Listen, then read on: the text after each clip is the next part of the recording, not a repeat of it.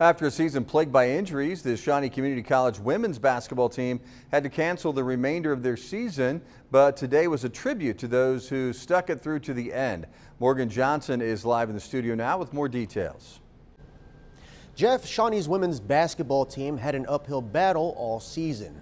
The team endured departures and numerous injuries. At one point, they only had 4 healthy players on the roster. And of course, with basketball being a 5-person sport, that meant those 4 players could never take a break. And that is why the tough decision to cancel the season was made. I caught up with a couple of teammates that reflected on the season.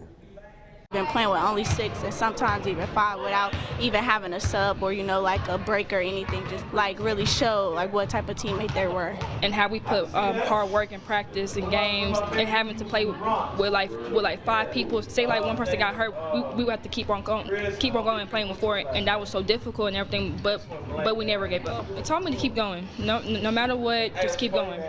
Don't give up and believe in yourself. Head coach Kristen Shelby says she wants her players to know that she couldn't be more proud of her team for continuing to show up under these extreme circumstances. In the studio, Morgan Johnson, Heartland News.